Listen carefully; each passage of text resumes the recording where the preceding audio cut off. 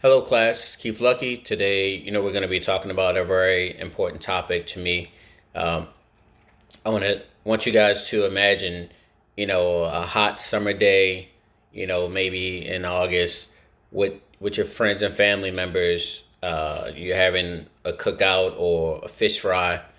A lot of us will think of delicious food, time spent, with our friends and family playing games, good conversation, maybe even having a few beers. Imagine not too long later in the future, a police officer comes to your door and arrests you for a murder that occurred during this exact same time that you were witness, at this barbecue or fish fry with your family and friends. Uh, and this arrest was based on the testimony of a criminal with a long history of committing crime and recently arrested for murder. Uh, while the death penalty is considered fair by some because it's a life for a life, the death penalty, in my opinion, should be eliminated because some people are wrongfully convicted of murder. Many people on death row have been found innocent through DNA testing, and some innocent people have even been, killed before they were able to prove that they were innocent. Uh, Today, we will discuss constitutional issues with the death penalty, problems with the death penalty, and some of the solutions for the death penalty.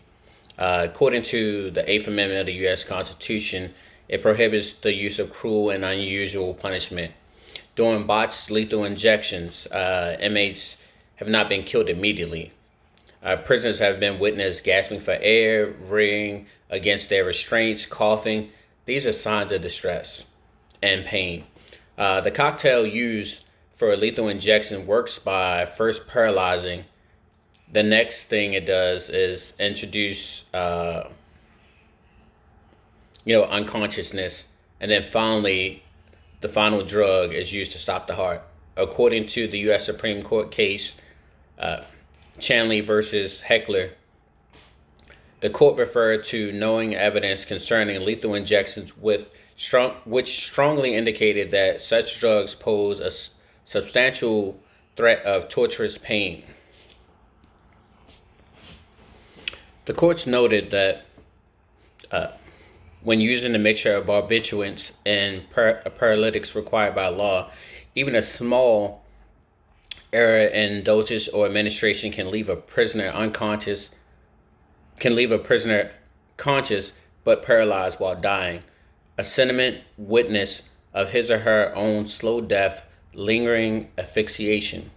Some states have resorted to the use of untested drugs to carry out executions. In 2004, officials in Oklahoma were found to have made significant errors in the execution of death row inmate Clayton Lockett after authorizing the use of untested drugs supplied by an undisclosed source.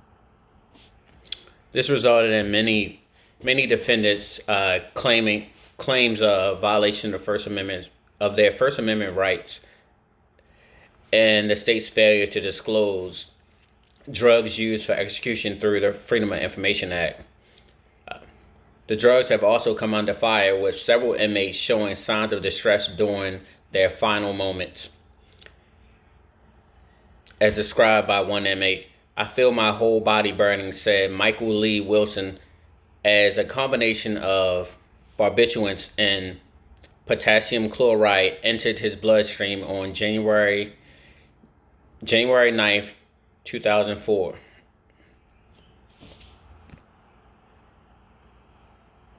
Now that now that we understand the constitutional argument against capital punishment, Let's take a look at some of the problems with the death penalty. According to the Innocence Project, between 1973 and 2019, 165 inmates on death row in the United States were exonerated.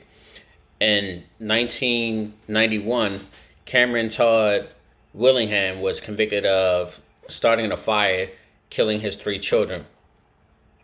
He was offered a plea deal to spare his life, but Willingham turned it down, noting that he would not confess to a crime he did not commit. In 2009, 5 years after he was executed, forensic scientists proved that the fire was actually caused by electrical malfunction. Also, a study published by the National Academy of Science found that at least 1.4% of people on death row could be wrongly convicted. According to a study conducted by the University of Louisville in 1995, found that black people who kill white people are more likely to receive the death penalty than any other offender victim combination. In fact, looking at the makeup of Kentucky's death row in 1996 revealed that 100% of the inmates that were there for murdering a white victim, and none were there for the murdering of black victims, despite the fact that there have been over 1,000 African American murders in Kentucky since the death penalty reinstatement. Life imprisonment without the possibility of parole is an alternative to these botched executions and state-sponsored murder. Innocent people are sentenced to life in prison without the possibility of parole. These people have an opportunity to prove their innocence.